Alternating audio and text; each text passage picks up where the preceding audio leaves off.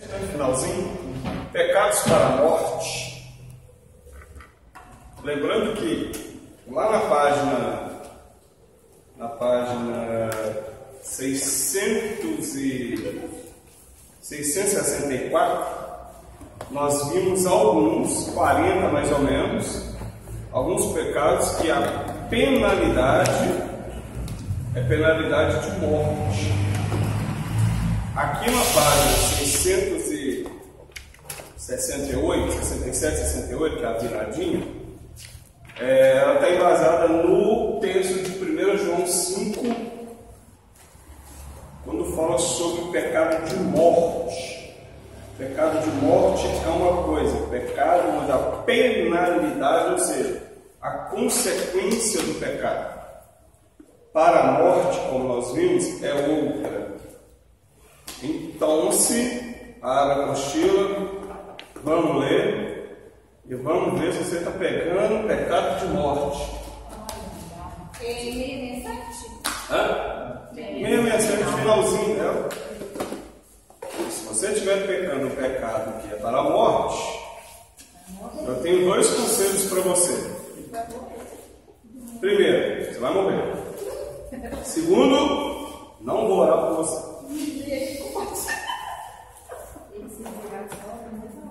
E não vai chorar não, Carlinhos. Olha o choro. Não chora. 1 João 5, versos 16 e 17.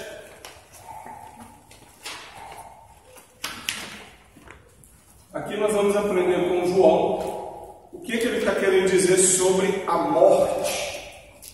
A primeira carta dele, no capítulo 5, diz o seguinte: se alguém vir ou ver, se alguém vir pecar seu irmão, pecado que não é para a morte, orará e Deus dará vida àqueles que não pecarem para a morte. Ponto. Primeira coisa. Então significa que todos. Eu estou indo na apostila só por enquanto. Porque vocês estão aqui para. Ah, tá. Então a primeira parte do versículo diz: todos. Então todos, irmãos em Cristo Jesus, que pecarem.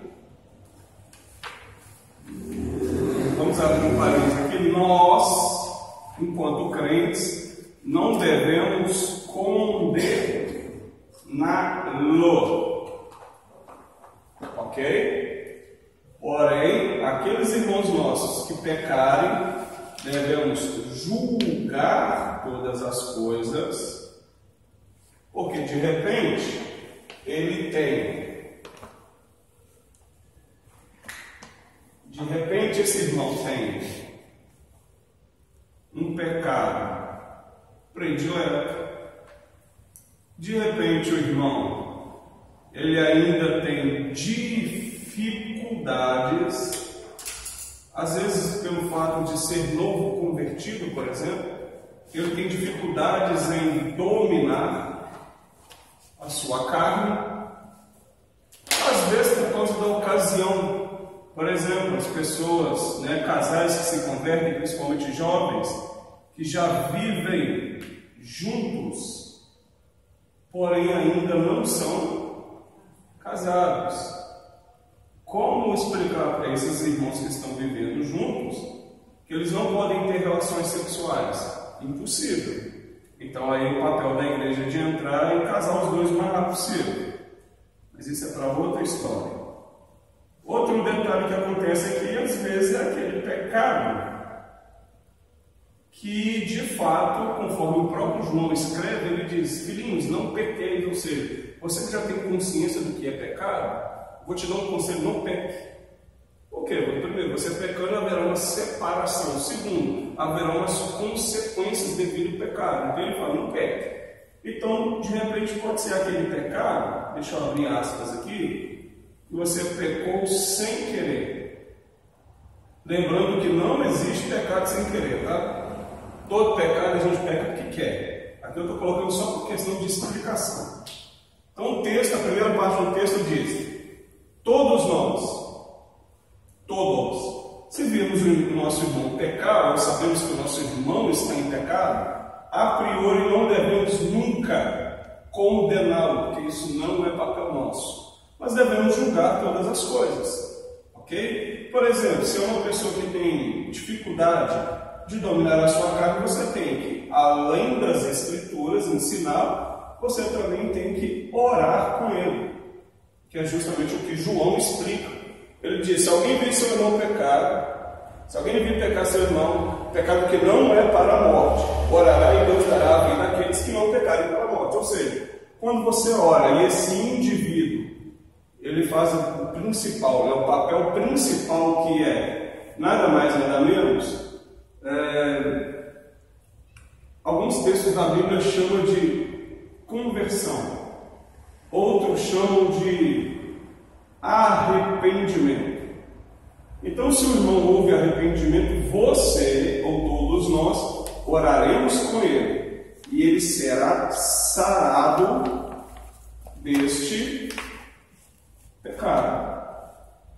Então veja, geralmente nós somos ensinados que se você pecar, você ora, você pede perdão a Deus e pronto, não é isso que nós somos ensinados. Mas o texto de João já diz o contrário. Ele já diz que se nós virmos, então, João está dizendo o quê? Se você souber de alguém do vosso meio, da mesma fé, a mesma comunhão, que está em pecado, você deve orar junto com ele. Você deve pedir misericórdia a Deus junto com ele, para que ele se converta, para que venha o arrependimento, ele se converta e todos os pecados dele sejam sarados. Mas é junto com a pessoa? Tipo, vamos orar. Preferência. Mas se a pessoa não quiser? Bem, aí é problema dela. Significa então que ela não se arrependeu. Mas eu posso orar sozinha? Por ela. Qual a diferença vai fazer? Nenhuma. Ela não se arrependeu? A pessoa tem que se arrepender. Por exemplo, eu sei de... Vou dar um exemplo. Sei de alguém na igreja que... sei lá, deixa eu ver um pecado incomum aqui. Vou dar um exemplo prático, simples. Alguém que é desobediente a pai e mãe. Coisa que dificilmente a gente fala, né? Eles falam assim: não, desobediente a pai e mãe, você pode educação. Quem dá educação é pai ou não. Gente, isso diante da Bíblia, isso é pecado. Isso é pecado, velho. Então você tem que chamar essa pessoa e ensinar para ela que o primeiro mandamento com promessa é esse. Você tem que ensinar para ela que se ela continuar desobedecendo, desonrando pai e mãe, os dias dela serão abreviados sobre a face da terra. E se ela não teme o pai, não teme a mãe, quanto mais a Deus. Essa aqui é a verdade. Então você chama, explica, ensina a luz da palavra, para que ela seja de fato uma pessoa coerente à fé, coerente à palavra de Deus, para que ela viva em santidade. E, claro, né, ela possa sair deste ambiente que acaba se tornando até uma teimosia. Porque com o tempo vai passando, se torna uma teimosia. Quando você explica isso para ela e ela de fato se arrepende, só que o arrependimento não é só aquele negócio assim, ó, me arrependi aqui agora e pronto, acabou. Eu quero ver se ela se arrependeu, não é para o sangue dela ferver, essa aqui é a verdade. Então, quando ela fala que se arrepende, isso aqui tem que dar fruto, ou seja, o arrependimento ele tem que ser genuíno. Você ora para a pessoa para que Deus venha com a sua misericórdia sobre ela e sustente ela para que ela permaneça na santidade, sem mais cometer esse pecado. E de preferência nenhuma, claro, né? Mas tem que partir primeiro da pessoa. Se ela não quer, entrega para Deus. Porém, a Bíblia ensina que a gente tem que ser o amigo importuno. Conhece essa parábola do amigo importuno, gente? Gente, vocês não conhecem? Vocês estão brincando comigo? Você já falou, né? Amigo importuno, gente. Paulinho. Paulinho. Fala um pedacinho dela aí. Vai falar um pedacinho dela então, mãe. Já tenho tudo. Não, mas o amigo importuno não deu tudo comigo. Se bem que a Bíblia é sua.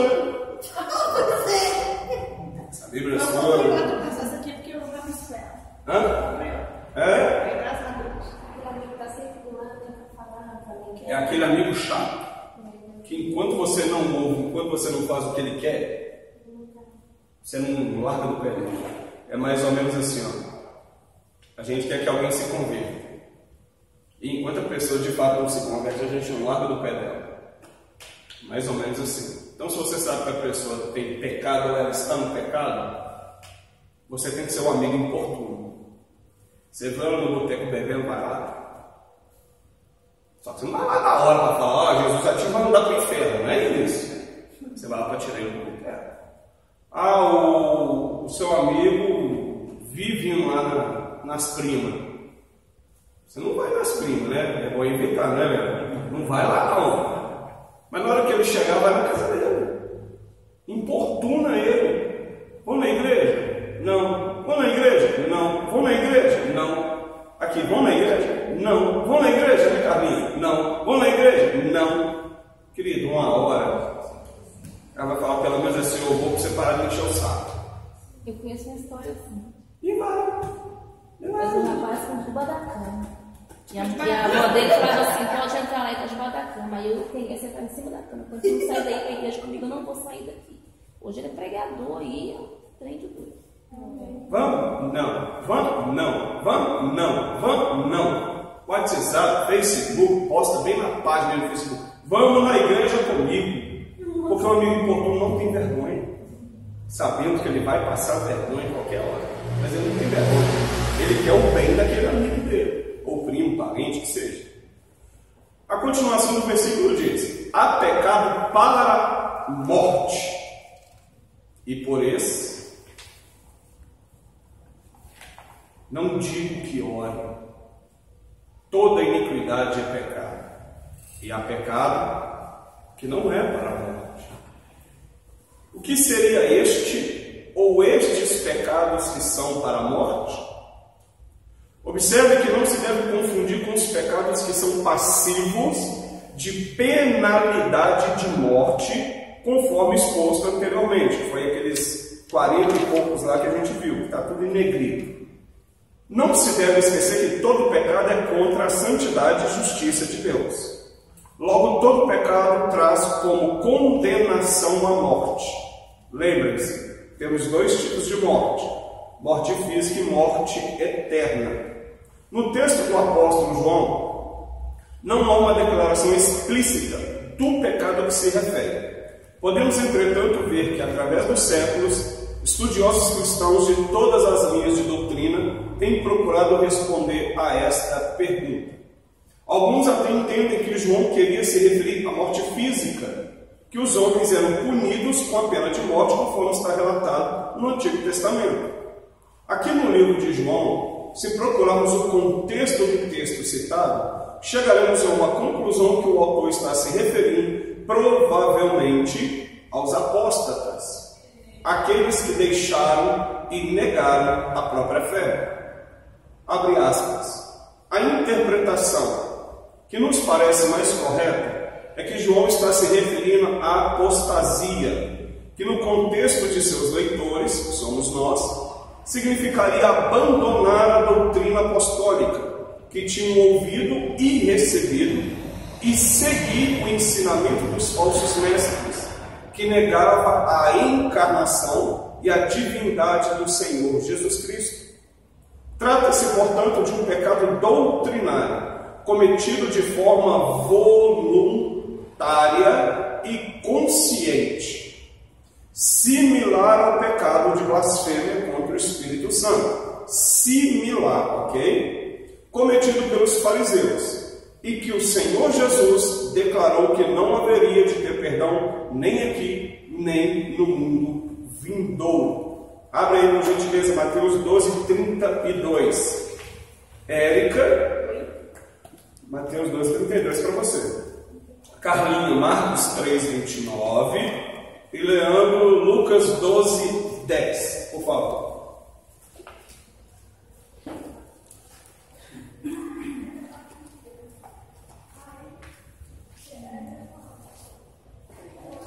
Assim que for encontrando, já pode fazer a leitura, por gentileza. Todo aquele que disser uma palavra contra o Filho do Homem será perdoado. Mas quem falar contra o Espírito Santo não será perdoado, nem nesta era, nem naquela vida. Ok. Se vocês puderem deixar marcado na apostila de vocês, marcadinho aí para depois vocês lerem o texto todo, vocês vão ver que... Você assente? Não, você assente, já passou na frente da câmera mesmo. Boa, né? Você vai ver como é que eu edito, direto. Então veja, o texto todo completo, nós vamos ver que Jesus está conversando com os fariseus chamam ele de Beuzebu, ou seja, você é o príncipe dos demônios. Em outras palavras, os fariseus chamaram de Jesus de Satanás. Essa aqui é a verdade. Aí, Jesus explica, olha.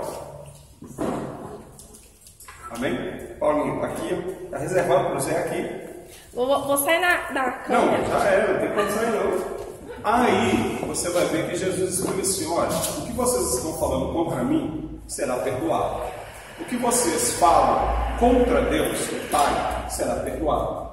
Só que isso daí que vocês acabaram de falar, ou seja, que aquilo que eu faço por causa do dedo de Beuzebu, ou seja, vocês me estão chamando de Satanás, deixa eu te falar, isso não será perdoado. Porque aquilo que eu faço por intermédio do Espírito. E vocês estão dando ao diabo aquilo que é mérito do Espírito. Portanto, eu digo, vocês acabaram de blasfemar contra o Espírito Santo.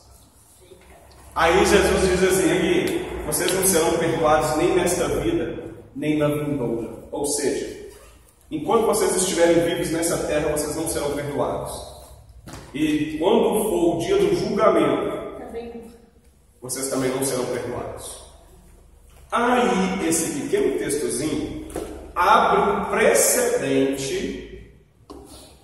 Ouça, abre um precedente para quando aqueles que não forem para o arrebatamento, primeiro arrebatamento, estiverem diante do trono de Deus, dá-se a entender que alguns serão perdoados. Veja, não tem ninguém no inferno não, gente. Estou falando de perdão de pecado. Porque quem participar do primeiro arrebatamento, esse passará pelo tribunal de Cristo, como eu estou cansado de falar. Os outros, aqueles que ainda continuam no Hades, e aqueles que ainda morrerão, depois do arrebatamento vai morrer ainda, vai nascer gente, por aí, dá-se a entender que diante do trono de Deus muitos serão perdoados e meio que empurrado terão direito à vida eterna. Mas isso é para outra matéria, isso é para outro professor, isso é outra polêmica, né? Paulinho e Aredes e Lana, nós estamos na página 668, no finalzinho do parágrafo aí. Segundo o texto, Marcos 3:29. Mas aquele que blasfemar contra o Espírito Santo não terá perdão para sempre, visto que é réu de pecado eterno. Lucas 12:10. E a todo aquele que disser uma palavra contra o Filho do Homem, ser-lhe-á perdoado. Mas ao que blasfemar contra o Espírito Santo, não lhe será perdoado.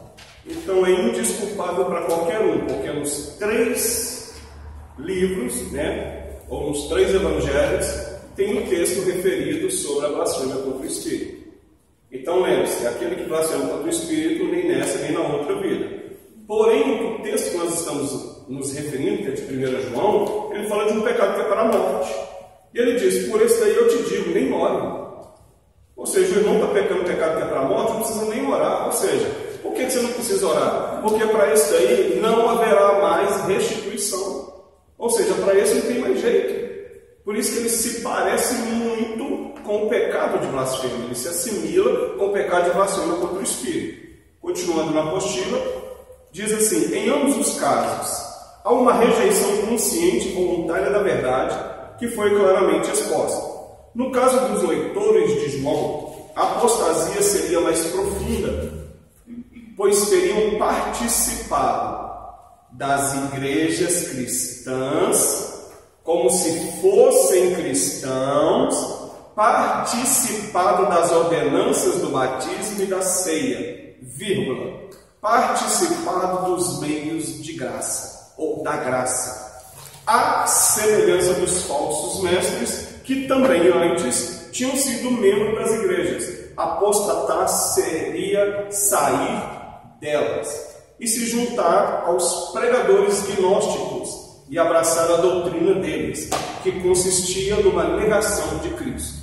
Ou seja, meu querido, João está se referindo principalmente àqueles que fizeram parte da igreja, fizeram parte do batismo, fizeram parte da ceia, fizeram parte dos meios da graça, foram ordenados, mas que num determinado momento apostataram da própria fé, desviaram do caminho, negaram a Cristo. O sentido de negar a Cristo aqui, gente, é principalmente, como eu li um pouquinho antes, negando tanto a divindade de Cristo quanto a sua carnalidade.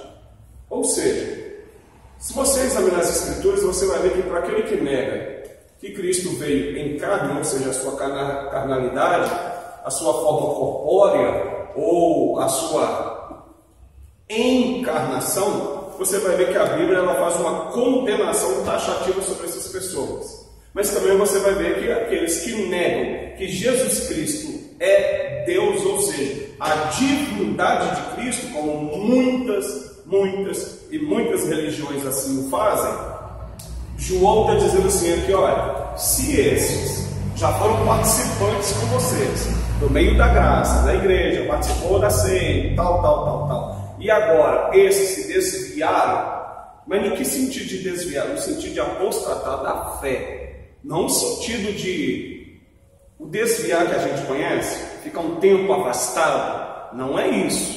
Aqui é uma apostasia. Quando falo de apostasia, aonde é fé, é só a gente trocar, arrancar o que é fé agora e colocar uma incredulidade. Não existe mais fé ao ponto de crer na divindade de Cristo. Para esses, a Bíblia diz assim, queridos, você não precisa olhar por esses não, perde tempo não. Ou seja, você está jogando saliva fora, você está incomodando a Deus, essa aqui é a verdade. Só que eu te pergunto, querido, que dia que isso é ensinado na igreja? Que dia que alguém te ensinou isso?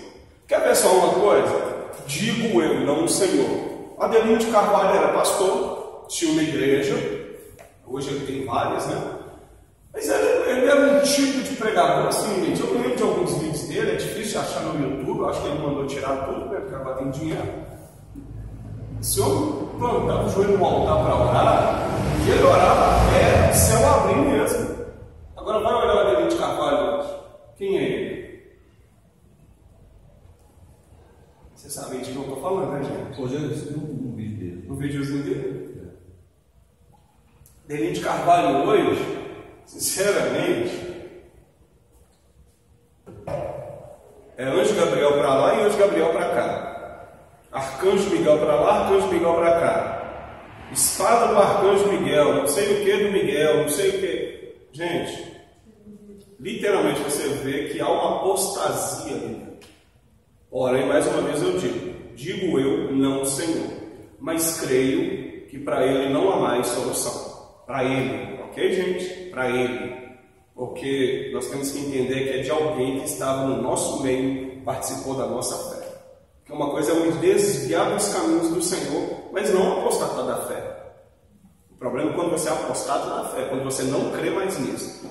Por exemplo, quando a gente estuda sobre cristologia, por exemplo, melhor, quando você abrir a sua Bíblia agora, aí, por gentileza, lá no livro de Filipenses,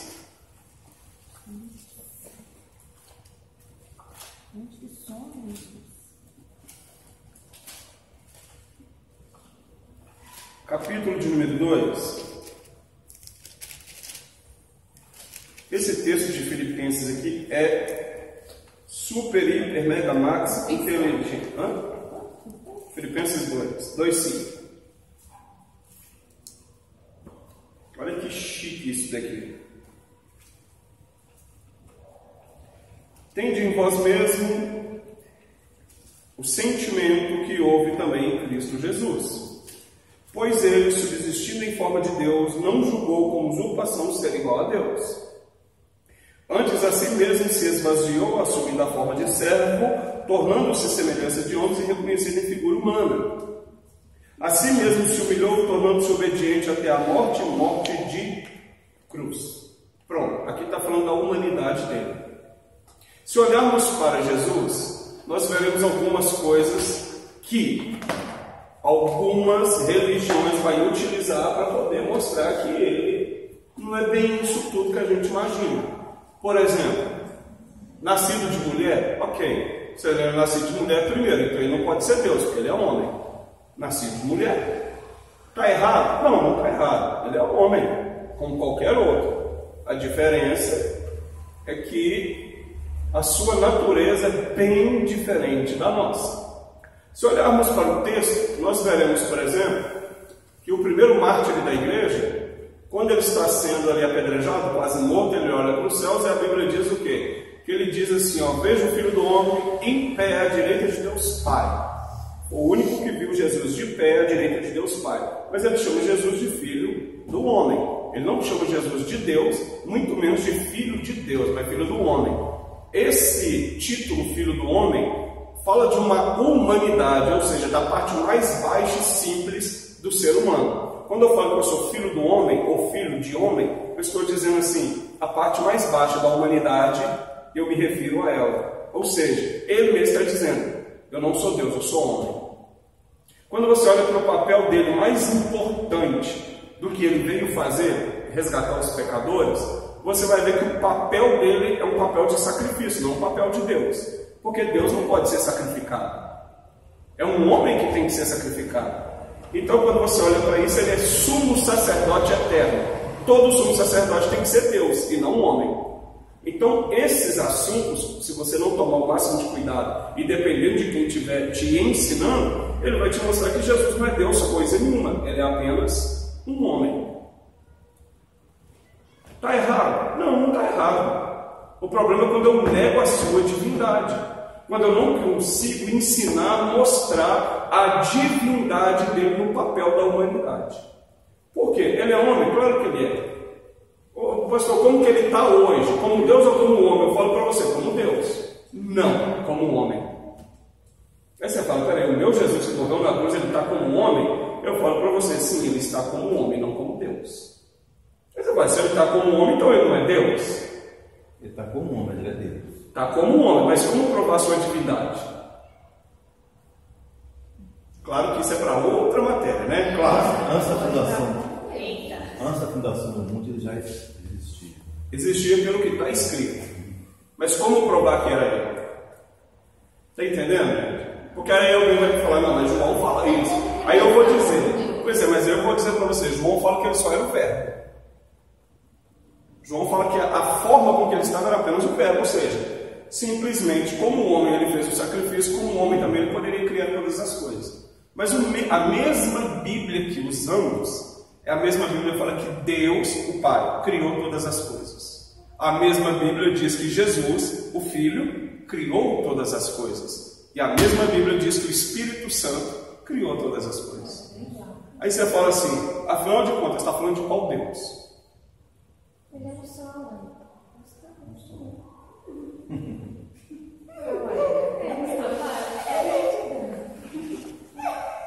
Não ainda falar que ele não é Deus, você está em homem, como assim?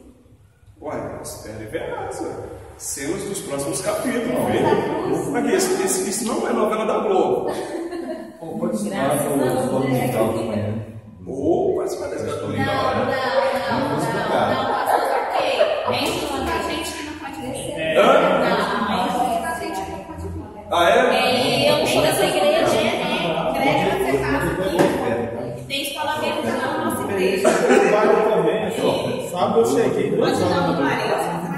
2 horas? Ele falou. Olha só, continuando aqui. Finalzinho, na verdade, final não, né? Início da 669. Olha só. Por acaso a Landra veio hoje, gente? Veio? Porque até agora não falou nada? Ah, tá. Ah, sim. A Paulinha? Você também veio? Ah, tá. Ô, gente, eu vou contar pra vocês aqui. Sabe o filho do Jefinho? O Jefinho, filho de Jefinho, da Paulinha, do Jefinho. Gente, o menino é esperto. Na hora que falou assim, ó, irmãos, pode trazer a oferta, ele foi. Sabe onde que é feito? Ele foi lá na oferta dessa criança e ó, já tava saindo. Gente, eu olhando e falei assim, esse aí é o tesoureiro. Esse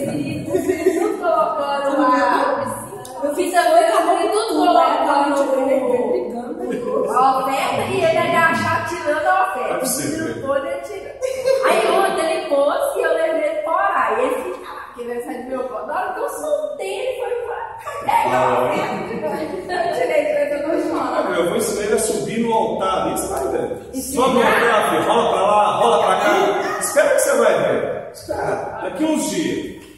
Ovinho. Vem. Eu falei, Vou pegar uma mãozinha dele lá na ponta, lá, ó. Vai direto à bateria, só isso. Ele vai lá. Toda vez. Ele vai. Vou mandar subir. Aí, depois, é a conta do primeiro. O primeiro foi, aí vai 28 meninos atrás. Ontem o senhor viu os 3 que estão participando do estudo? Ontem estava demais. Ontem foi o Chico. Olha só, a continuação do que diz. Assim fica esclarecido que o pecado para a morte está relacionado à apostasia daqueles que não creem em Jesus como Deus encarnado. Logo, este pecado e também contra o Espírito, ou seja, blasfêmia, são imperdoáveis, mesmo que esse ser humano tenha supostamente uma vida. Está, na verdade, condenado à morte eterna. A morte que João está falando, queridos, é uma morte eterna, por causa da rejeição dele em Cristo Jesus. Então, deixa eu falar para você, quando te perguntar sobre se tem algum pecado que é imperdoável, querido, existem 2 pecados na Bíblia que são imperdoáveis, não é apenas um. O primeiro, todo mundo fala de cor e salteado, a blasfêmia contra o Espírito. Porém, o pecado da apostasia, dentro do que eu estou falando, só pode apostatar da fé quem um dia já esteve no meio da fé, ou seja, no meio da graça que participamos. Ninguém apostata da fé se nunca participou dela, ok? E muitos apostatam, tá? Eu já informei alguém que é o seguinte: o único pecado que não tem perdão é blasfêmia. Pode pecar contra Deus, contra Jesus Cristo, pode pecar, mas você tem perdão. Mas não cheguei a esse lado de você falou aí.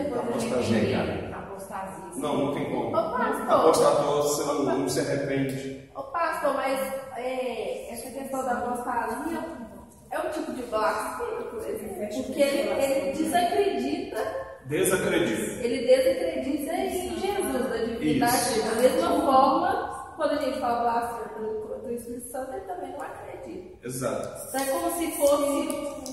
É como ela é similar à blasfêmia contra o Espírito. A questão é, como eu deixo de crer que Jesus é Deus encarnado, quando eu deixo de crer em toda aquela obra vicária dele, por que isso é um pecado imperdoável? Porque isso eu estou apostatando da fé que uma vez foi me dada. Quando eu faço isso, e se a gente examinar a Bíblia agora de trás de frente para trás, nós vamos ver que tudo isso primeiro era plano de Deus, ok? Só que a pessoa principal que está envolvida na obra vicária de Cristo, na verdade não é nem o Pai, é o Espírito Santo. Então você meio que está pecando contra o Espírito, meio que em segundo plano, porque toda a obra é do Espírito. Não diretamente. Por quê? Você vai ver que Jesus fala assim: olha, se você pecar contra o Pai, você será perdoado. Se você pecar contra o Filho, na verdade ele fala assim, se você falar palavras, enfim, você será perdoado. Mas quando ele fala assim, porém, contra o Espírito, não haverá perdão, nem nesta vida, nem na vindoura. Ele está dizendo porque tem gente que vai fazer isso diretamente ao Espírito.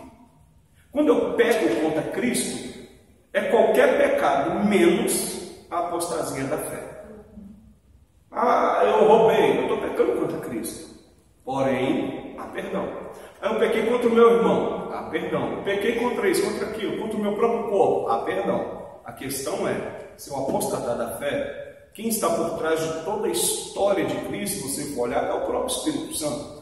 Por quê? O Espírito Santo ele teve uma ordenança do Pai. Qual foi? No tempo determinado, ele desceu sobre Maria, e Maria, então, nós sabemos que ficou grávida do nosso Senhor. Então, teoricamente, se nós formos analisar quem é o Pai de Jesus, na verdade é o Espírito Santo, né? Quando olhamos toda a obra, desde aquela parte do batismo, quando ele inicia mesmo, você vai ver que tudo que Jesus fazia, ele só fazia com o Espírito Santo ordenava. Ou seja, chegou a hora do batismo, Jesus foi batizado, porque o Espírito Santo é que mandou. Não é porque chegou a idade, não, é o Espírito que mandou. Assim que ele sai do batismo, o Espírito manda ele para o deserto. Acaba o nos 40 dias do deserto, os anjos vêm, né? Deve ter sido um baita de um banquete daqueles. Assim que Jesus está restaurado a sua força, a sua consciência está tudo ok, tudo bonitinho, o Espírito manda ele ir para Galiléia. Então, aonde ele ia, porque o Espírito mandava. Todo lugar que ele ia, porque o Espírito mandava. Todo milagre que ele fazia, era o Espírito que fazia. Qualquer coisa que ele fazia, porque o Espírito fazia. Por exemplo, quando ele andou sobre as águas, ele andou porque ele era Deus? Não. Ele andou porque ele era homem. Só que quem deu aquele poder foi o Espírito. Por que Pedro também consegue andar? Todo mundo só lembra que Jesus anda porque Jesus é Deus. Não, ele anda não é porque ele é Deus, ele anda porque ele é homem. Pedro é Deus. A pergunta é, por que Pedro anda? Por causa do Espírito Santo. Olha a palavra de Jesus. Todo mundo achava que era um fantasma. Gente, é mar não, na verdade é um lago, né? Mar da Galiléia. Lá tem umas ventanias de vez em quando lá, que é um trem horroroso. Tudo escuro. Tá vindo, eu acredito que Jesus viu um clarão junto com ele também. Não sei como é que foi que aconteceu aquele trem, não. De repente todo mundo com medo, é fantasma, e tome para lá, e ninguém clamava Jesus. É fantasma. Aí Jesus, não, é eu, gente. Fica quieto aí. Estava orando ali, o Espírito mandou descer, você estava atribulado aí. Aí Pedro, se é o céu, manda aí, não é o céu. Quero ver se é o céu mesmo. Gente, Pedro exerceu a fé. Ele não apostatou da fé, ele exerce a fé. Pelo fato de ele exercer a fé, Cristo fala assim: olha, vem. Ou seja, você quer ver se é eu mesmo? Então vem que você vai ver. Agora veja, quando ele põe o seu pezinho para fora, que é o passo de fé, né? Como alguns pregadores adoram falar assim, quando ele dá o primeiro passo de fé, quem impulsiona no poder é o Espírito. Se você pegar Filipe e o etíope, ele tinha acabado de sair das festas de Jerusalém, né? Principalmente a Páscoa, quando o Senhor foi sacrificado, aquela coisa toda e tal. Aí você vai ver assim, o etíope descia com o livro, o de Isaías, na mão, lendo, mas ele não entendia o que lia. Lembram disso? O Espírito Santo fala com Filipe. Ele desce, encontra com a carruagem, conversa para dentro. Daí a pouco, o que me impede de ser batizado? Nada. Mergulha. Assim que ele mergulha, o etíope continua. Aí você vai ver o texto. Então Filipe, pelo poder do Espírito, foi arrebatado em outra cidade. O que é isso? É literalmente, o Espírito pegou Filipe aqui, envolveu ele de poder e fez ele aparecer em outra cidade. Foi isso que aconteceu. Aí eu te falo, querido, se para Filipe o Espírito fez isso, o Espírito pode fazer coisas muito mais surpreendentes que a gente não tem nem noção. Para o Espírito pegar você e te levar você para outro lugar, isso não é nada. O problema é que a gente não está acostumado com o poder dele. Isso pode chamar de um dom, alguma coisa? Não, porque aí é o mover dele direto. Porque minha mãe que aconteceu algumas situações. Porque aí já é o Espírito. O dom, eu tenho que invocar aquilo. Por exemplo, vamos orar por uma cura, por exemplo. Eu tenho que invocar e por meio da oração, o poder do Espírito entra em ação e cura aquela pessoa, segundo a vontade do Pai. Mas a questão é, esse poder que o Espírito envolveu Filipe é diferente. Claro que tinha um propósito nisso, ele sair daqui para ir para outra cidade, porque ele estava pregando, né? Mas o Espírito, ele faz isso. Está entendendo? Ele tira uma pessoa daqui e leva. Aí, fisicamente mesmo. Não, físico, o corpo mesmo. Não é só o espírito, não. Ou melhor, a alma, né? O espírito não pode sair. Mas aí já não é o dom, aí já é o poder do Espírito envolvendo. Que aí, se você parar para pensar, é a mesma coisa que acontece com Maria. Não há uma relação com o Espírito, mas há um poder do Espírito em fazer Maria. Ok? E o Espírito tem um poder assim. Se a gente fosse falar que o poder que ele poderia fazer, sabe, a gente ficaria o resto das nossas vidas e nunca chegaríamos ao fim. Diga, Érica. Pastor, me dá um exemplo de uma blasfêmia hoje em dia. Blasfêmia? Porque quem te viu que os fariseus blasfemaram ali. Blasfemos contra o Espírito Santo? Hoje. Quando eu atribuo a obra que o Espírito Santo faz a Satanás ou aos demônios. Isso é a blasfêmia contra ele. Vou dar um exemplo. Isso acontece muito. A pessoa é curada na igreja, ok? Todos nós imaginamos o quê? Quem foi que curou? A gente fala assim, né? Foi Deus que curou, né? Vamos entender, a pessoa veio na igreja e o Espírito Santo curou, ok? Aí, o incrédulo lá da outra igreja fica sabendo que o irmão foi curado de uma lúpus, por exemplo. É um trem horrível. Você foi curado? Foi. Não, isso não é Deus não. Hoje em dia Deus não faz isso mais não. Isso não é Deus não. Cuidado porque você não é o diabo, hein? O problema não é só quando a pessoa fala, é quando ela acredita naquilo que ela está falando.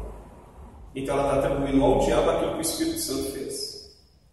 A pessoa salvou alguém. Quem salva é o Espírito. O Espírito salva. Quando você atribui isso ao diabo, você está blasfemando. Pastor, o diabo cura. Pastor, como que eu sei que é Deus? Como que eu sei que é o diabo? Querido, ou nós temos o Espírito Santo para nos dar discernimento, ou é melhor a gente ficar de boca calada. Fica quieto. Sabe por quê? Porque, como que eu vou explicar isso? A alta magia, ela tem poderes que a gente não entende, porque nós somos leigos nesse tipo de assunto. A igreja que deveria comandar isso, mas a igreja não comanda. Enfim, nós temos tanto poder, mas nem a gente sabe. Por que a gente não sabe? Porque a gente tem medo desse poder. Nós temos medo disso. Nós temos medo de um dia vir para a igreja num culto de 7 horas da noite e ter que ir embora só no outro dia.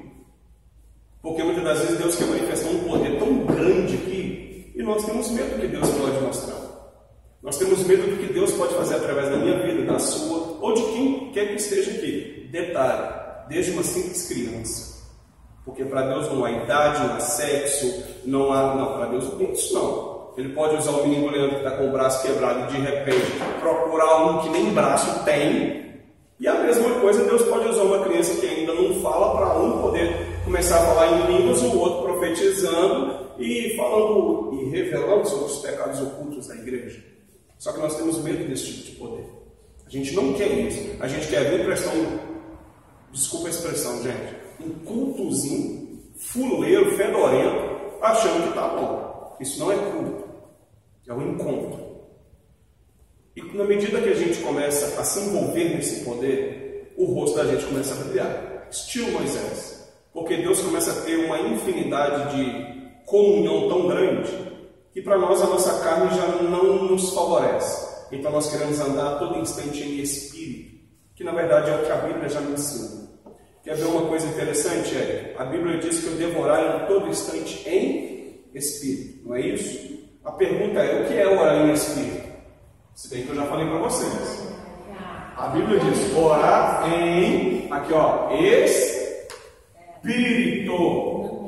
Aqui ó, é pequeno, tá? Então esse espírito é um espírito humano, ok? E o texto diz, orar em todo tempo. Por que em todo tempo? Porque eu posso estar dando aula para vocês aqui e posso estar orando no espírito e vocês não sabem.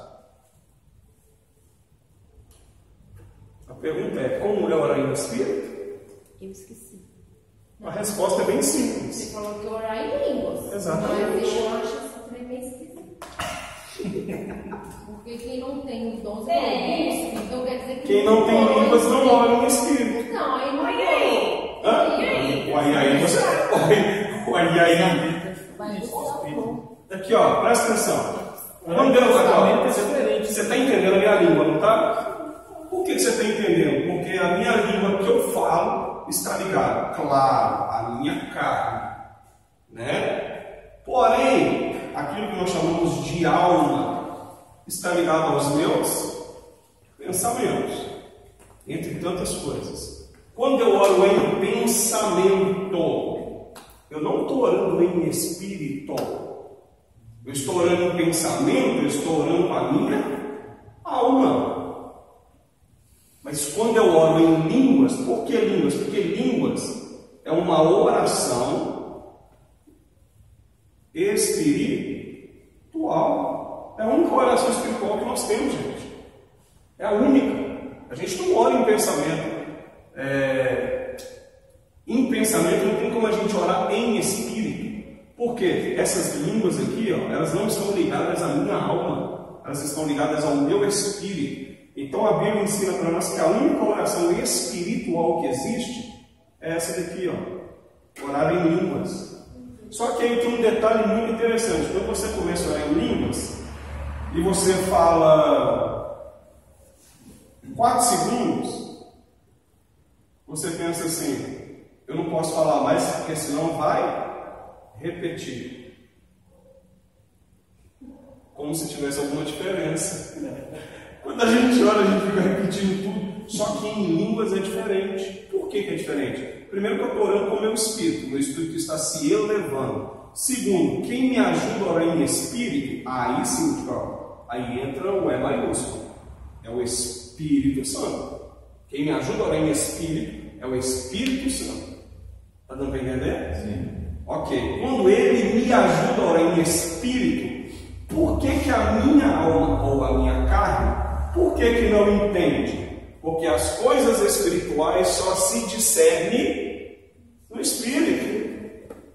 Mas começa a orar em espírito para você ver. Ora umas 2 horas em espírito, só em espírito. Faz isso durante uma semana e chega aqui no culto de domingo para vocês verem. A Holanda não vai nem cantar com certo. Carlinhos, na hora de você tentar colocar a sapatilha para dançar, querida, você não dança. O além de você tentar ficar na portaria ali, filho, não tem demônio que ele não pega no tapa. Gente, o seu espírito se eleva de tal forma que isso daqui não consegue entender, porque isso aqui nunca vai discernir nada que é espiritual. Nada, nada e nada. Pastor, eu não falo em línguas. Se você não fala em línguas, vai ter edificação, né, pastor? Isso. Aí agora vamos entender algumas coisas aqui. Uma coisa interessante, rapidinho. Quem apostata da fé, rapidinho, tá? Quem apostata da fé não acredita em dom, não, tá? Principalmente esse tipo de dom espiritual. Não acredita, não. Aqui, ó, presta atenção. Pastor, eu não falo em língua. Significa que eu não oro no Espírito? Significa que você não ora no Espírito. E o que eu tenho que fazer, pastor? Você tem que orar na carne. Está dando para entender, né? Ou seja, você tem que orar na carne para que esse Espírito aqui, ó, o Santo, porque é só Ele que pode dar. Ninguém dá. Esse Espírito Santo, por que Ele te dá? Por 2 motivos. Vou pontuar só 2 motivos. Primeiro, porque você precisa orar em espírito. Porque quando você ora em espírito, o seu espírito é edificado em Deus. Quando nós pecamos, a nossa carne é edificada no pecado. Qual que é melhor? Então, querido, passe algumas horinhas orando na carne e pedindo ao Espírito para que Ele te dê dom de línguas. Mas, por favor, quando Ele te der, não trava esse negócio, não. Fala até arrebentar a garganta. Segundo, quando você vai ficando cheio, sua carne não aguenta mais. Aí. Estoura. Voa, sai correndo, pipoca e deixa Deus te usar. Aqui, deixa eu falar você. Quando a carne não aguenta, literalmente, quando a carne não aguenta, porque chegou que a carne não aguenta mesmo. Só tem um lugar que te cabe. O chão. É só o chão que te cabe. Você cai no chão, você vai babar, você vai gritar, você vai berrar, você vai chorar. Isso, e vai fazer mesmo. Aqui, Sandra, eu já rolei tanto no chão. Já rolei tanto no chão, mas já chorei tanto. Que deixa eu te falar. A minha carne não estava para me levantar. A minha carne. Porque a sua carne está com vergonha. A carne luta, você quer levantar. Você quer ser direitinho com todo mundo. Mas aqui, a Bíblia, olha o que a Bíblia diz. A Bíblia, tá, gente? A Bíblia diz assim, ó, que nós devemos ser como crianças. Ok? Vou pegar só um menino, só uma Paulinha. Vou pegar os meninos tudo, não, vou pegar só o dela. De cada 10 passos, ele para onde ele vai? Para o chão. Ele gosta de chão, ele quer tocar, ele quer ficar no chão. Ah, ele está comendo um trem, caiu no chão. Querida, deixa, porque aí é o ambiente dele, ele gosta disso. Sabe por quê? Porque o espírito dele está muito mais elevado do que a carne. Então, para ele, tudo é pureza, ele não tem malícia. Quando você é tomada dessa forma, você entende que o seu espírito ele se eleva de tal forma. Foi isso que eu falei do rosto brilhar. O seu espírito ele se eleva de tal forma e ele é edificado. Se ele é edificado, significa que você está preparado para receber aquilo que o Espírito Santo tem reservado para você. De repente, é uma noite que Deus quer te usar. Vamos pensar assim, ó. Deus de cara vai começar a usar a lâmpada. A parte do louvor, é o início, né? Vamos pensar desde o início do pulando. Aí já começa já no louvor. Só que aí o louvor já não consegue entender o que está acontecendo, porque não é todo mundo que está no Espírito. Então alguns vão parar e vai ter que tentar acompanhar. Só que aí o cântico que vem nos lábios dela é um cântico diferente. Nunca vai vir o mesmo cântico, é um cântico diferente. E eu não estou falando assim de coisa espontânea. Não. Não é isso. É um cântico diferente. Quando vem um cântico diferente, você pode ter certeza que aqueles que têm línguas, a Bíblia fala assim, entre vós tem que ter línguas, salmos, orações, não é isso? Porque estão todos no mesmo Espírito. Aí, dependendo do que ela ministra lá, o outro que tem línguas ali começa a falar. Só que, dependendo do que ele está falando, o mesmo Espírito vai dar interpretação, ou para ele, ou para outro. Essa interpretação aqui, ó, na X. Só que aí você tem o quê? Por que isso precisa acontecer? Para que a igreja não comece a apostatar da fé. A igreja não pode apostatar da fé. Aí quando isso ocorre, você vai ver, aí tem um ministrando, tem um falando e tem um recebendo. Esse que está recebendo não está entendendo nada que está acontecendo na igreja, mas só sabe que está tendo uma profecia. Aí o próprio Espírito impulsiona. Quando o Espírito impulsiona, ela que está cheia do Espírito, o próprio Espírito faz ela calar e o outro fala. Quando o outro fala, a igreja coletiva, desde que seja para a igreja coletivamente recebe. Dependendo do que o Espírito está falando, aqueles que já estão em Espírito, provavelmente ou vão pular, ou vão correr, ou vão chorar, ou vão se arrepender, ou então esse negócio vai virar uma loucura. Só que aí é que está. Os mais rebeldinhos, aqueles que gostam muito de carne,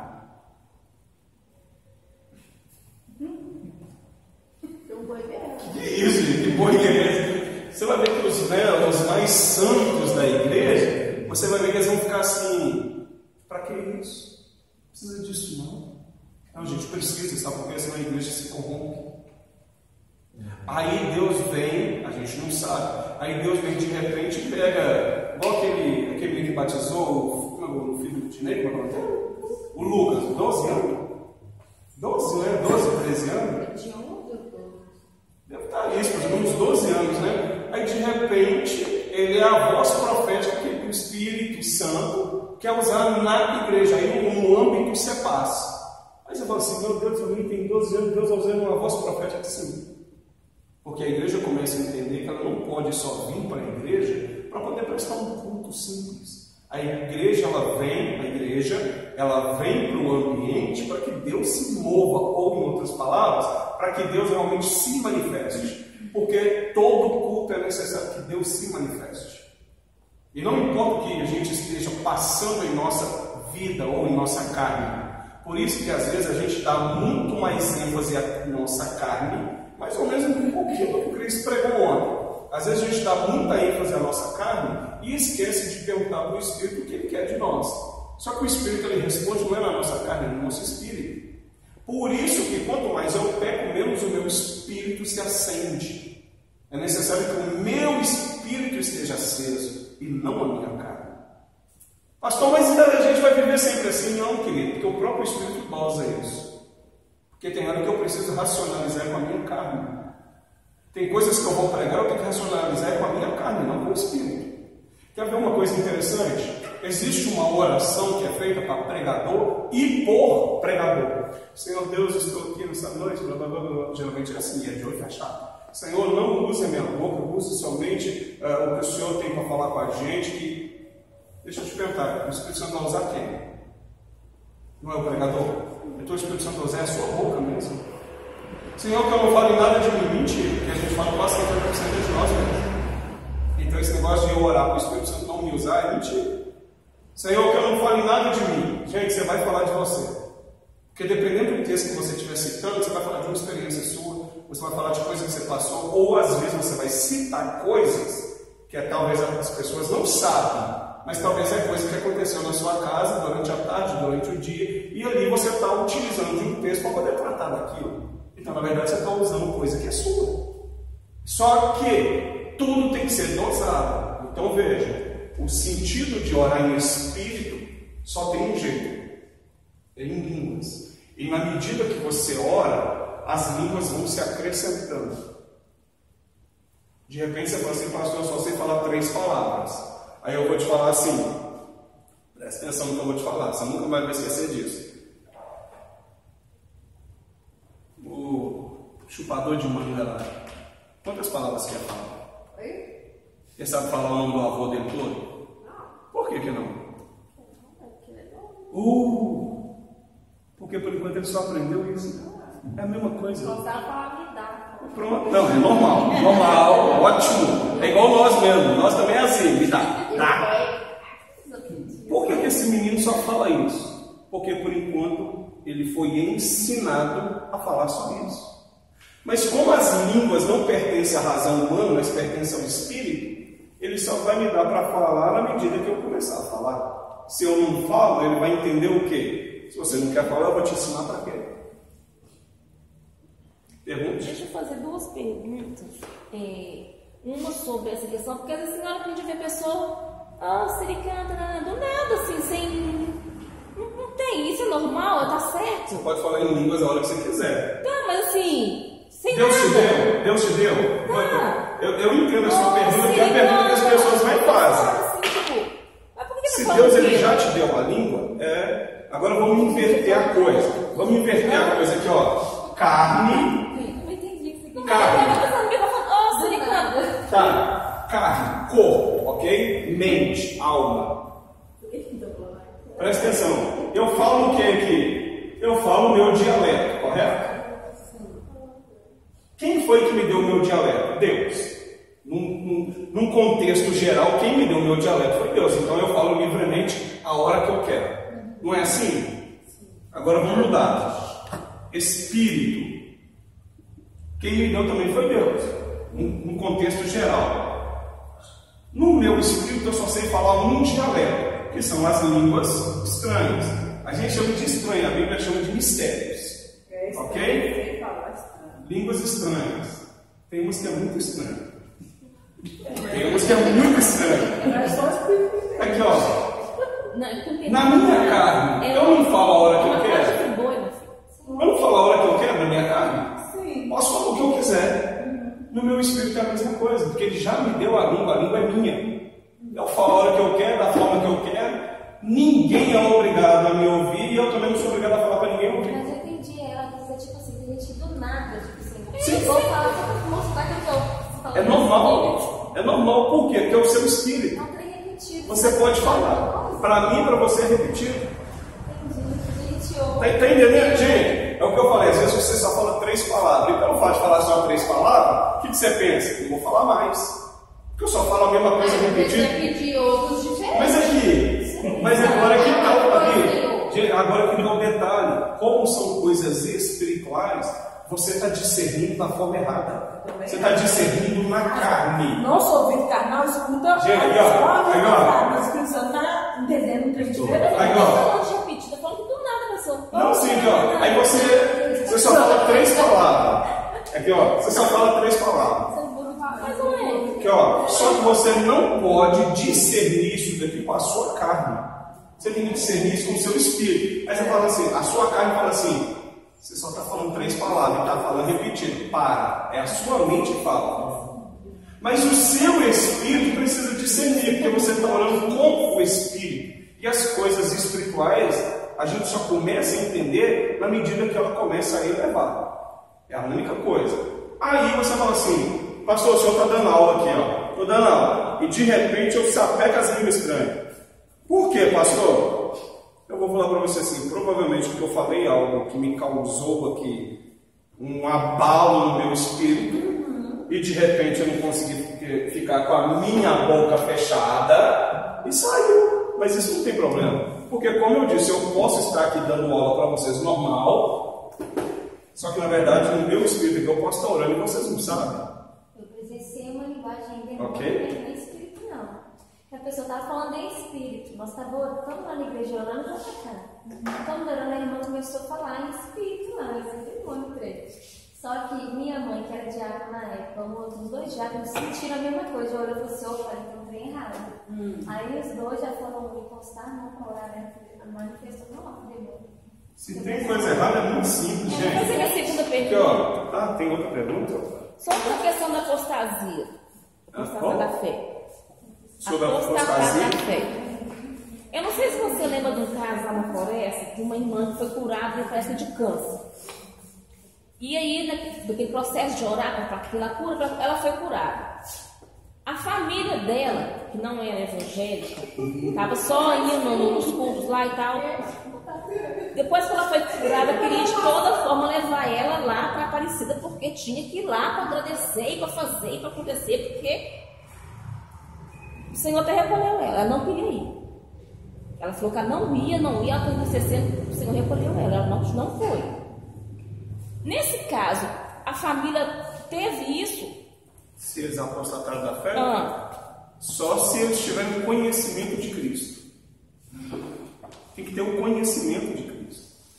Você só pode apostatar da fé daquilo que você conhece. Tirar a glória de Deus, né? Não, sim, mas até aí é normal. Porque a gente tira a glória de Deus a todo instante. Até aí é normal. A questão é se tem alguém lá na família que conhece a Cristo, que já participou, que já esteve no meio, sabe muito bem que Cristo é o Filho de Deus e de repente quer pegar isso, mas quer levar lá para Aparecida, quer levar para São Jorge, aí eu vou falar para você, corre um grave risco de 99,99% dessa pessoa ter apostatado da fé, desde que ela conheça, é necessário conhecer. Se não conhecer, não tem como. Na verdade, ela está tirando o crédito, mas ela não acredita que Deus pode. Ele pode ser quase uma blasfêmia, né, não? Quase uma blasfêmia, né, não? Pois é quase, mas a pessoa tem que conhecer. Ela tem que conhecer. Agora é diferente se a pessoa tivesse falado assim, você não foi curada na igreja, não foi por Deus, aquela igreja é do diabo, você foi curada pelo diabo. Mas se aí é blasfêmia. Mas se tem a glória para os santos assim, por exemplo, também não é blasfêmia? Não, nesse sentido não. Pastor, forma de falar em espírito. Eu pouco tempo, um vídeo com uma mulher, orou mais ou menos uns 7 minutos, só mesmo a forma de falar, três frases da língua. Só que ela falava e interpretava, só que a interpretação era diferente. Sim, porque ali Deus estava dando a língua, então, a língua é e igual. a interpretação da língua. A língua é igual, mas porém a interpretação é diferente. Exato, porque é o que eu te falo, a nossa carne, ouvindo a nossa carne, fica assim, está repetindo a mesma coisa que ela está falando? A nossa carne pensa isso. Só que a revelação do que ela estava orando em espírito, o próprio Espírito deu a revelação para ela, que a gente chama de profecia. Então ele deu a profecia aí aonde ela falava. E isso é a forma mais atual que a gente vê assim. Às vezes quem está falando a língua também está interpretando. Às vezes até sem saber que está interpretando. Mas bonito mesmo é o contrário. Um fala e o outro interpreta. Eu ouvi o irmão Leandro falando aqui que ele entendi que ele interpretava. Sim. Quem teve não. Você interpreta a língua? Sim, perde não. Foi a primeira vez, foi num culto, e o pessoal, aí o Senhor tomou a minha mãe, começou a falar em línguas. E de repente eu não estava entendendo tudo que ela estava falando, mas eu não falei. E aí o Senhor usou ela para falar. Ela falou em línguas, Deus deu interpretação e depois Deus teve que usar ela mesmo. Exatamente, porque eu me reprimi, eu fiquei com medo de ser de mim mesmo. E eu falei para ela. Aí quando eu falei para ela, ela falou assim, da próxima vez você não segura, você fala porque é Deus que está agindo. Exatamente, aí é a interpretação. Aí no próximo culto aconteceu só para testar. Só para testar. Vai ter o teste, Ela foi tipo como se fosse numa reunião na casa de umas pessoas. E o Senhor começou a orar por uma certa pessoa. Aí falando exatamente de uma cura que tinha para ela. E aí ela começou a falar e ela sentiu o que eu já estava sentindo. Ela olhou para mim. Eu estava entendendo tudo. Mas aí eu ainda com medo, ela me pegou pelo braço, me colocou a mão na cabeça. Aí tem jeito, pegou no braço. Aí eu tive que falar tudo que estava vindo, eu simplesmente agora sai, do jeito que está vindo vai sair. E isso, no primeiro momento, quando Deus dá, num primeiro momento assim, todo mundo sente uma certa apreensão, sabe? Por quê? Você entende que as coisas de Deus são santíssimas. Aí depois você fala um trem, que é um trem, porque nós é assim, é um trem. Você fala um trem, de lá é o metrô, aí você fala assim, pronto, falei coisa que não devia. Aí, meu irmão, isso pode causar problemas sérios. Principalmente quando se trata coisas de família, quando se trata coisas de pecado. Assim, eu adoro quando Deus me mostra pecado, sabe? Porque eu já apanhei por causa disso, então agora eu estou vacinado, então não estou nem aí mais. Só que no princípio, falava não. A gente não, né? Só que eu não tenho interpretação. Orei por 17 anos mais ou menos para Deus me dar interpretação. Deus não deu, aí eu parei de orar por esse dom. Mas eu ainda continuo orando por 3 ainda. Eu sou meio fominha, né? Engraçado que eu nunca pedi eu conheço alguém assim. Não, por quê? Conheço alguém assim, não pede nada. Eu peço, Deus dá, é lá. Aí eu parei de orar. Aí tem 3 dons que ainda estão atrás deles ainda, sabe? Mas eu acredito que daqui a uns dias, porque também eu vejo que dons espirituais, eu vejo que está muito relacionado ao propósito que Deus tem. Por exemplo, se Deus tem um povo em determinado local e é necessário Deus se mostrar com um poder muito mais surpreendente, então você vai ver que no meio daquele povo vai ter profetas. Você vai ver que no meio daquele povo vai ter gente que cura. E é cura mesmo, daquela que chega a hora e o trem acontece. Ou na hora, ou posterior. Porque tem curas que você ora agora e vira as costas, Deus cura lá na casa, lá no serviço. É coisa de Deus e ninguém entende, né? Então eu acredito que depende muito do ambiente que nós estamos inseridos. Sabe? Então assim, Deus utiliza muito disso. Por exemplo, tem uma igreja que eu gosto muito de ir, se você chegar lá, o ambiente você já vê que é diferente. Porque eles têm uma pegada muito profética. Você chega num lugar, você já começa a chorar, lembra? É um trem meio esquisito, sabe? Você chora mesmo, você baba, você rola. A última vez que penúltimo que eu fui lá, o pastor começou a ir lá, os cultos é tipo assim, até 11 horas da noite. 9 horas o pastor começou a pregar, deu umas 9h20, mas não dei conta, saí do meu lugar, você estava daqui lá mal, estava mais ou menos a distância que eu estava sentado, porque a igreja era um pouco mais longa. Meu irmão, não dei conta, eu levantei e deitei no altar. Deitei no altar, pregou até 9h25 certinho. Deu 10h40. A igreja não parava de poder. Não parava, meu irmão. Os irmãos do louvor não estavam conseguindo tocar. Você vê? Então, eles têm essa pegada. Então eu vejo que essa coisa de dom, eu vejo que Deus. Não estou dizendo que isso é regra, não, tá, gente? Por favor. Mas eu vejo que isso tem muito a ver. Ou quando Deus quer mudar aquele ambiente. Porque isso eu também já cansei de ver. Às vezes um ambiente ali Deus utiliza, às vezes aqueles dons que são menos visíveis, né? Só que de repente Deus quer trazer um tempo novo para o local, um tempo novo para o pastor, para a liderança, para o diaconato, enfim, não importa. De repente Deus quer trazer um tempo novo. O que Deus faz? Ele movimenta através dos dons.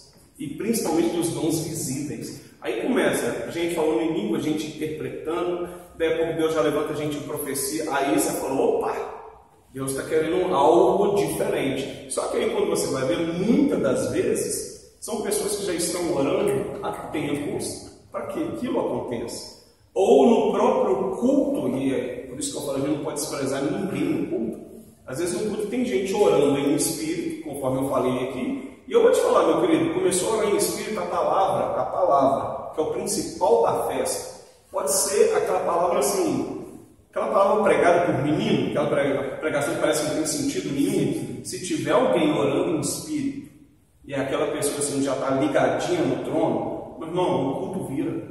O trem acontece totalmente diferente. Por quê? É o mesmo que falar assim, eu estou invocando a Deus para que ele desça. Ou seja, ou ele desce e muda esse negócio, ou então não é Deus, porque o culto é para ele. Entendeu? Mas é bonito demais. Vamos se todos falassem, todos interpretassem. Mas quem já ouviu falar, já acha mais bonito é quem canta. O cântico.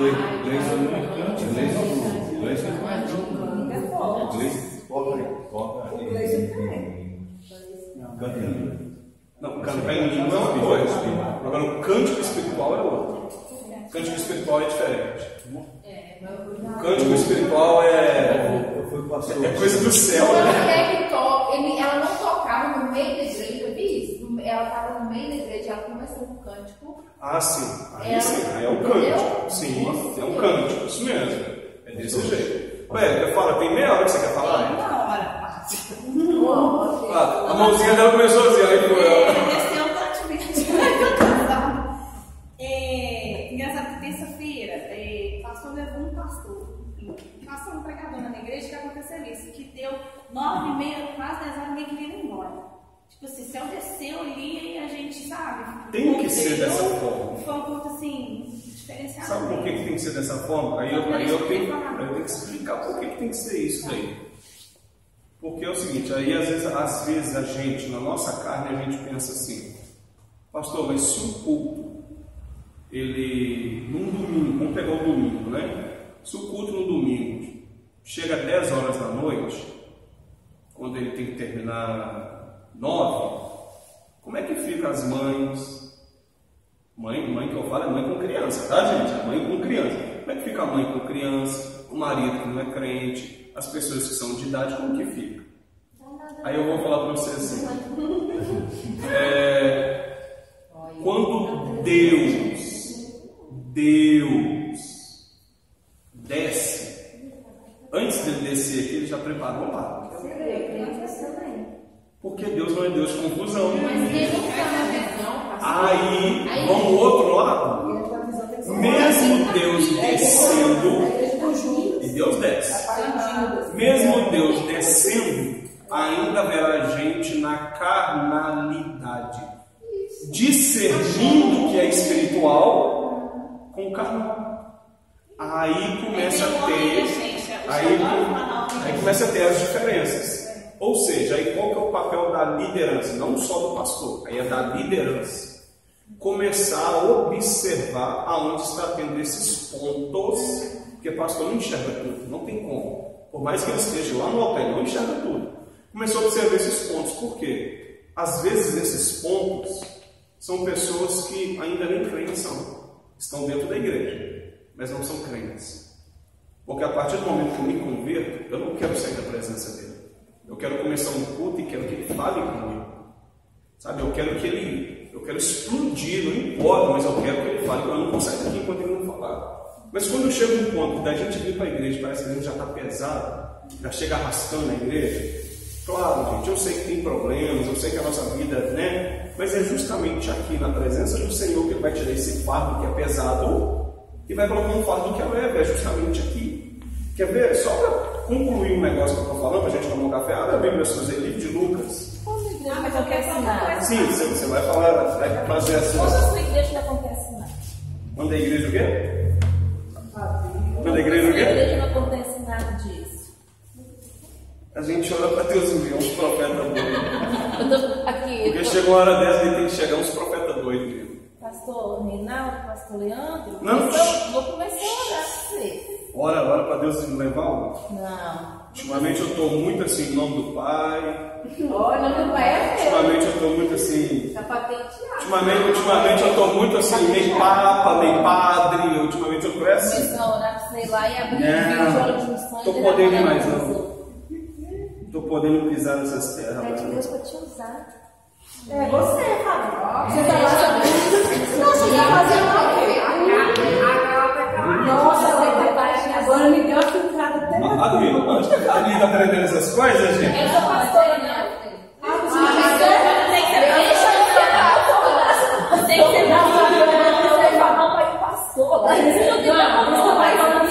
Esse que foi na terça-feira na igreja, pastor, era o pregador e a pastora já e a pastora ali foi com ele, foram os dois.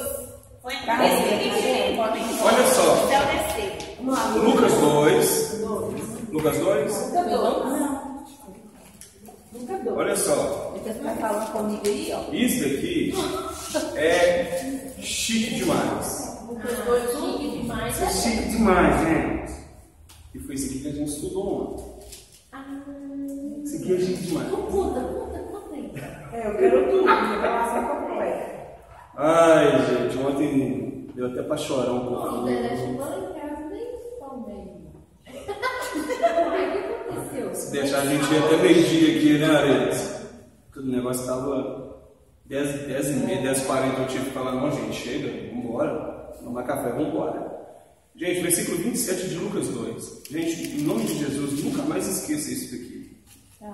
Tá? Em nome de Jesus. Amém. E não importa de onde você estiver vindo, em nome de Jesus, não esqueça disso.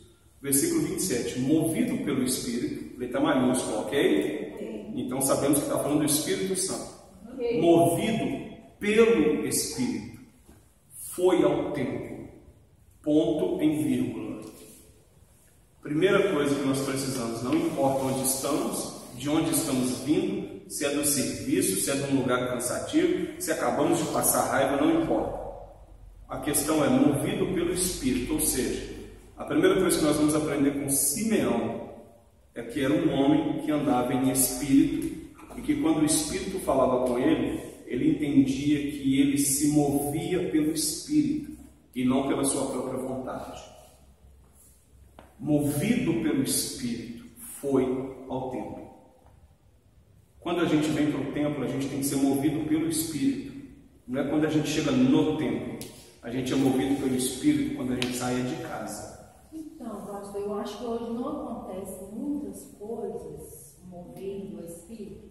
É porque é aquilo que a gente sempre fala. Às vezes a gente vem cheio, não teve momento nenhum com o Senhor. E vem um culto de qualquer jeito, o culto vai ser tudo. Ou seja, o seu culto não começou em casa. Não começou em casa. Eu vejo o que acontece hoje em dia.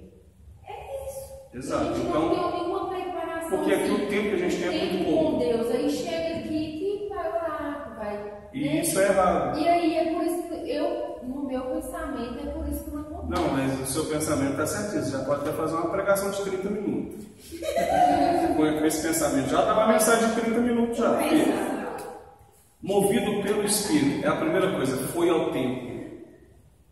Se o Espírito mandou ele ao templo, é porque lá no templo o Espírito queria revelar a ele algo muito maior. Só do Espírito ter falado com ele, ou seja, vai para o templo, Simeão. É a primeira coisa. Sensibilidade. O Espírito dele está muito mais elevado do que a sua carne. O Espírito poderia ter falado para ele tudo na casa dele. Ó, vai para o templo que eu vou falar isso, vou te mostrar isso, vou fazer isso.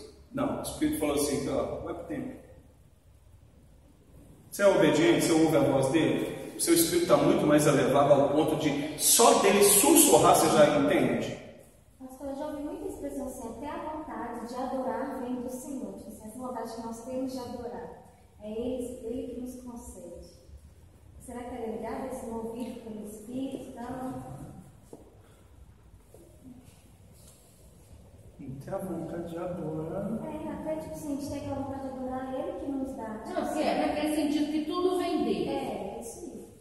Até adorar. Sim, tudo vem dele. É Ele que nos dá. Mas algumas coisas partem de nós. Sim, mas orar e falar, Deus, eu preciso me dar, eu quero. que a adoração, vamos pensar a adoração no total, tá? No geral. Mesmo se Deus me impulsionar a adorá-lo, Deus seria um tirano. Pode ser no sentido de tão magnífico que Ele é, das coisas que a gente vê, que Ele já fez por nós, e a gente dá aquela vontade. Às vezes pode ser. Na verdade, precisamos adorá-lo não pelo que Ele fez, mas pelo que Ele é. E quando eu reconheço que Ele é, eu não preciso de um empurrãozinho. Ou de uma corda dele me puxando. Eu não preciso. A questão é, para reconhecê-lo, aí eu já acredito que Ele me atrai a Ele. Mas chega num ponto que basta. Aí parte de mim, sabe por quê? Porque eu decido se eu quero ou não.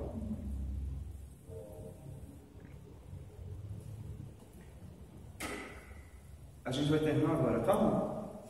Tá? Eu já sei que você quer dar uma pausa aí. Quando os pais trouxeram, estou continuando no versículo, tá, gente? Quando os pais trouxeram o menino Jesus para fazer com ele o que a lei ordenava, Simeão tomou nos braços e louvou a Deus, dizendo, 2 pontos. Aí do versículo 29 em diante eu não vou ler. A questão é, Simeão está em casa. O Espírito move ele, fala com ele. O mover aqui é, o Espírito fala comigo. Eu escuto a voz do Espírito. Isso aqui não é um sentimento de que eu acho que eu tenho que ir, não. O Espírito fala e eu ouço. O Espírito fala comigo e me move, vai para o templo. Eu chego no templo, o que acontece? A maior revelação. Qual é a maior revelação? Para Simeão, nesse dia, foi o próprio Salvador nos braços dele. Ok? Então, por aí você já pode imaginar qual foi a estrutura desse velho, que aqui ele já é um velho, a estrutura desse homem ao ponto de dizer para Deus assim, Senhor, agora o Senhor já pode me recolher. Porque agora os meus olhos já viram a tua salvação, para mim basta. Eu não preciso de mais nada. Ao ponto do espírito desse homem estar tão elevado. Ele não precisava viver mais. Ele só pegou o menino no colo para apresentar a Deus. Só isso. Então veja, a gente perde muita oportunidade quando o Espírito quer nos mover para o templo e dentro do templo o Senhor quer nos revelar algo grande. Em outras palavras, quer nos trazer ao nosso colo a revelação de Cristo. E é isso que o Espírito Santo faz, tá? No geral. Mas a gente não quer isso, por quê? Tudo começa onde? Lá dentro da casa. O Espírito começa a mover lá dentro da casa. Ok? Érica, conclui, querida. Então, de repente a igreja não quer mover e tal, né? Mas tem gente